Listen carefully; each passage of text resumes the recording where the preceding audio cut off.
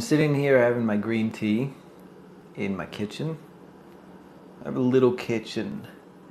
We have white and black tile floor, and it's sort of like an antique theme, which was here from the person who lived here before us, and we kind of just left it. When I say we, I'm referring to me and my wife Laura. We've been married for 3 months now. And I'm sitting here in my kitchen. I got a money tree on the windowsill, a red teapot on the white stovetop, green lamp, some nice red and white checkered shades. Thought I'd just give you some context of where I am and who I am. A little bit about who I am. I am James Decanti. Right now I'm working as a psychotherapist mostly, and I also teach mindfulness meditation at a university near me. And I started and run mindfulness groups at my mindfulness meditation center in Long Island, South Huntington, Long Island, for those of you in the area. I used to be an accountant. I was an accountant for 3 years in public accounting. I originally went to school, undergrad, for accounting. And I always knew that I hated it. But I didn't really understand why I hated it. And it's becoming more clear to me over time why I hated it. Or why, I think I might say now, why it wasn't fulfilling. Because looking back, I guess hate's a strong word. I was an accountant for 3 years, and then I quit my job. I went back to school to get a master's degree in social work, and I now work in clinical social work, doing psychotherapy at a university. I've been doing that for 5 years now. And somewhere along the way, probably a year or two in, my boss, who is a tremendous source of support in my life, she learned that I teach mindfulness, and she has really been very supportive in pushing me out there in the university and in the community to teach mindfulness. And I would say a lot of what gives me the courage and strength and confidence to run a podcast like this and to own my own meditation center comes from her, so I wanted to thank her now, publicly.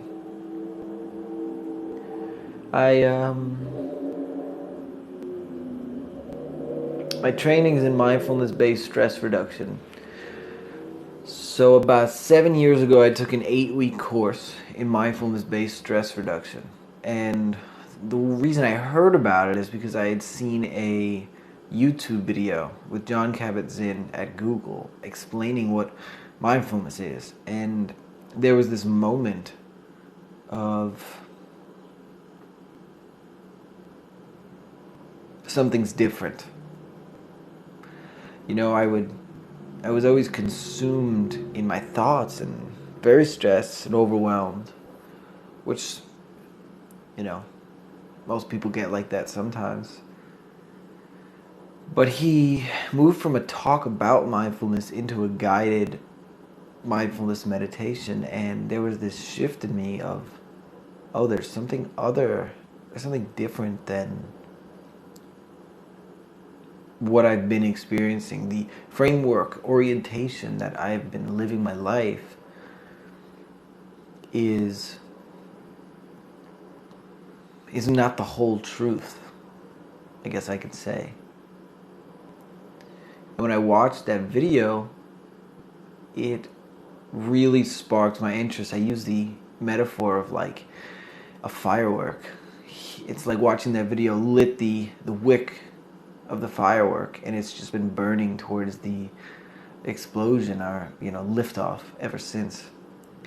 And part of the process along that wick was taking that 8-week mindfulness-based stress reduction course. I took that course and I got some practical tools for how to practice mindfulness in my daily life, in like formal practice and informal practice. And what I mean by that is just, practicing on the cushion, setting aside time to meditate and practice mindfulness. And I use those words interchangeably because I don't really see much of a difference between the two. Although I guess there are some differences, but that's probably a conversation for another episode.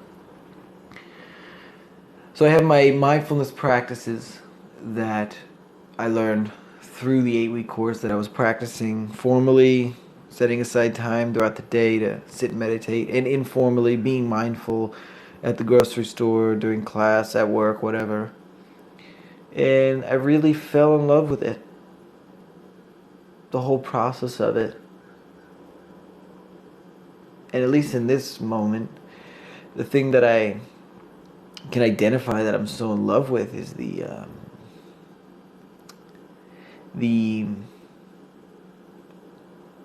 connection, the way that it connects me with life, with if I'm walking through a park or the woods, I can feel my connection with what is around me, whether it's the other people that I'm with or the plants or the trees or the ground or animals, just like a deep understanding that in some way I'm not different from all of these things. There's this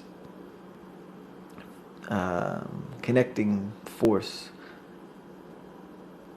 Carl Jung called it collective unconscious, just this unity of sentient beings. And that's how I would identify it now, but I would say if I were to go back in time, the thing that I loved about it when I first started was it gave me some peace from the chattering mind. I was always very consumed with my chattering mind, and it was just like this other way, this other orientation, and living from this other place, this place of mindfulness, kind of turned down the volume on the chattering mind. And that's why I really fell in love with it in the beginning. It became a bigger path for me. It became a spiritual journey, and one where I feel this connection with other beings and sentient beings and other humans. But when it started, it was just like a break. It was like a break from just constant chatter in the mind and constant stress and feeling overwhelmed and anxious, like difficult to go to social events and difficult time functioning in class and work. So that was in the tools that I learned from the 8-week mindfulness-based stress reduction course. And after having this little taste of peace, I guess I could say, or turning down the volume on the chattering mind, I definitely wanted to continue. I wanted to continue the journey and learn more about this other orientation, this other mindset. It's not the best word for it, but just like this other thing, this mindfulness. So I went on a 10-day silent retreat where I didn't speak for 10 days, and I practiced meditation for 10 to 12, actually maybe 10 to 14 hours a day, and had a really deep experience. I mean, it was very difficult, probably one of the more challenging things I've done. I remember on day 1, I missed home, and I was crying because I missed home, and same thing on day 10. Somewhere in the middle, day 3 to 8, I kind of acclimated. I realized I was there, and I did the practice. It was a Vipassana practice in the style of Goenka Ji, who you can read about his style of meditation practice online. You can go online and type in Goenka, Goenka, Vipassana. I'm not exactly sure how to spell that word, but Google will fix it if you give it a shot.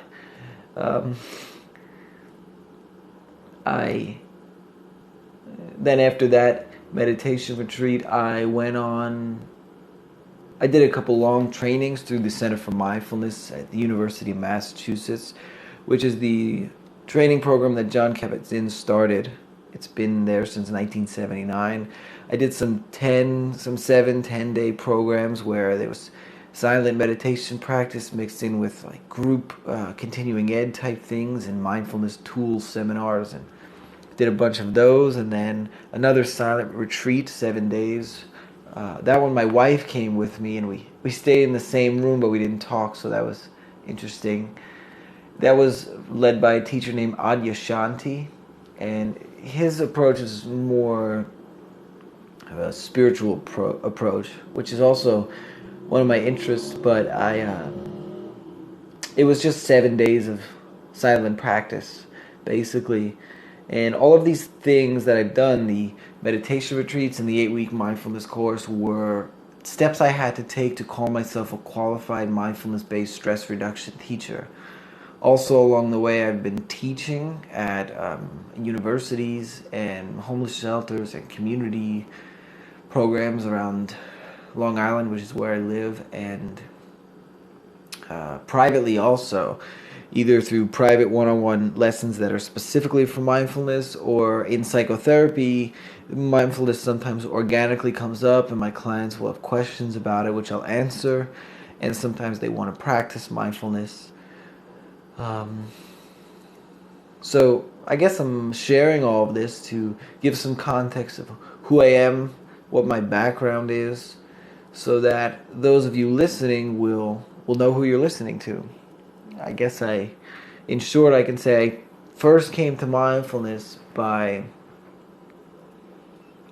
means of trying to tame my chattering mind and calm my anxiety, which is still a reason I use mindfulness to this day, 7 years later. The point of the podcast is also something that I wanted to address on here. I've always been a curious person. Every time I talk to somebody, I'm much more interested in what makes them tick than anything else. So I find myself asking questions upon questions about what they do and how they feel. I think it's part of the reason I became a therapist, because I genuinely love that. I love learning about people deeply, and it's something that I get a lot of joy from. So one of the reasons that I wanted to do this podcast was to learn about people, whether that be the audience, people listening to the podcast can send in questions and information about themselves so I can learn about you. And if you have questions, then I will answer them on the podcast. I would play the question and then answer it. And also bring on some people around me in my life that I feel are insightful. Some friends, some family, coworkers, past classmates, people like that I think that, the conversations that I have with them in my life are very valuable and bring a lot of joy and value to me, and I think it would have the potential to bring the same joy and value to the listener.